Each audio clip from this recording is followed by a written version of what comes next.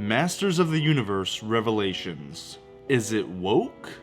Or is it just different? I'm gonna give you my honest thoughts right after this.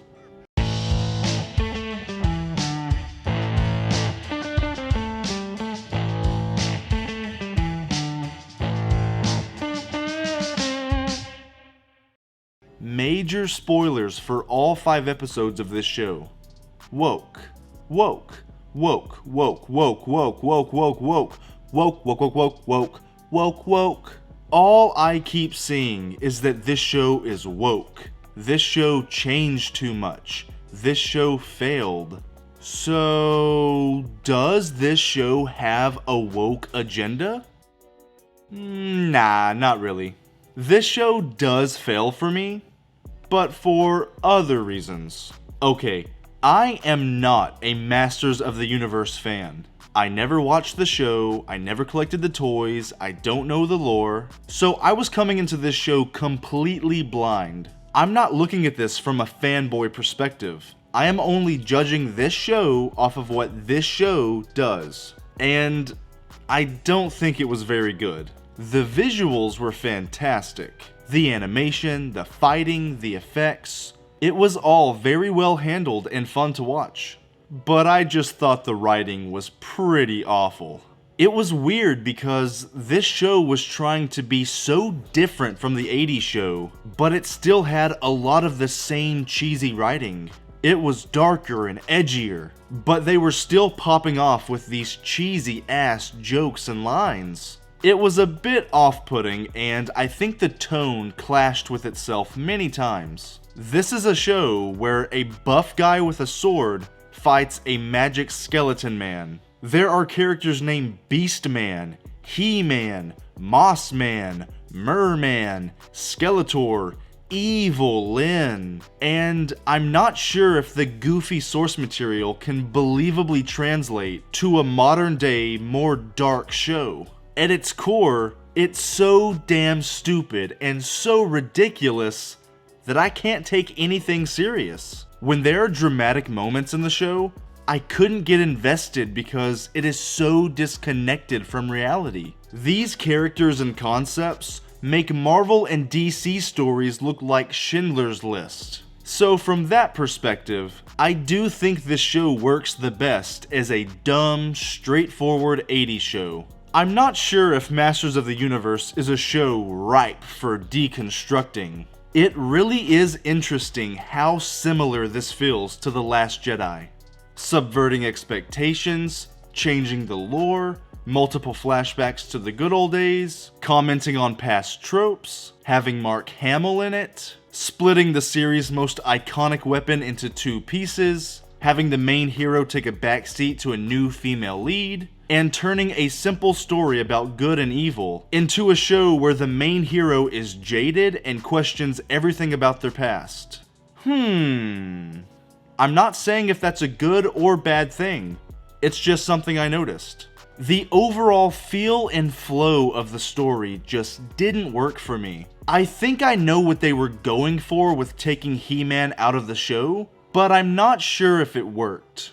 I think they wanted him to be gone for a few episodes, so that when he returns and lifts the sword, you really feel the satisfaction of the moment. But even when he comes back in the 5th episode and he finally lifts the sword again, he gets stabbed in the gut and Skeletor steals the sword for himself. So it was very anticlimactic, and I can't tell if they're subverting expectations just for the sake of it, or if they're really trying to create exciting moments. We do have to remember that this is only the first half of the season, so we can't fully judge the show until we see the full story. Maybe it will get better and these character arcs will go somewhere, but for now, it's not doing much for me. I understand why so many He-Man fans are upset, because they expected He-Man to be the main character, and so far, he isn't. It's like doing an Avengers movie where Iron Man is barely in it, or a Justice League movie where Superman is barely in it. Oh wait, that already happened. Are we sure Zack Snyder didn't direct this show?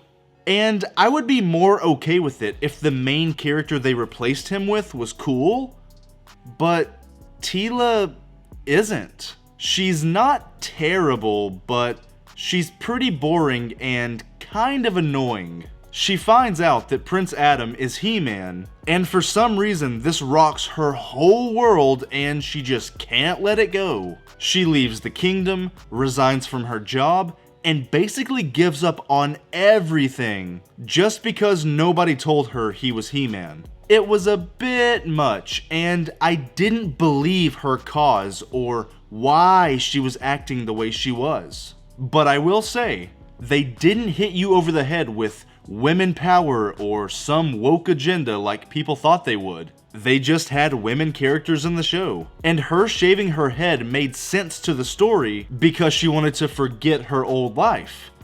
But that's the problem. I didn't really care that He-Man wasn't in it, that they subverted expectations, or that a short-haired, buff woman was the main character. I cared about the execution of it. I didn't really enjoy myself, and I think the writing was really weak. Cheesy dialogue, boring characters, constant plot conveniences, inconsistent magic, and just an overall underwhelming experience. But I can admit that I'm not a fan of this series, so I didn't care about any of these characters or what they were doing. I guess that's also another flaw of the show. They expect us to just know these characters coming into it because they do little to no legwork fleshing out most of them. So for that reason, I wasn't connected to anything happening on screen. Look, I really hope that you love this show. I just didn't. That's okay. Maybe you thought it was the perfect Master of the Universe sequel, and that's awesome. I just couldn't get into it. But it's not a terrible show. It's just a really bad show. It's stupid, inconsistent, underwhelming, with some great visuals and a handful of touching moments. Hopefully the next 5 episodes will be better. Masters of the Universe Revelations gets 3 out of 10 pickles from me. Alright, there's my opinion on the whole thing, but what is your opinion on it? I want to hear what you thought about this show down in the comments. And if you enjoy what I do here, maybe give this video a like and subscribe to my channel. I may just subvert your expectations. Thank you so much for watching to this point in the video. And until we meet again, peace out.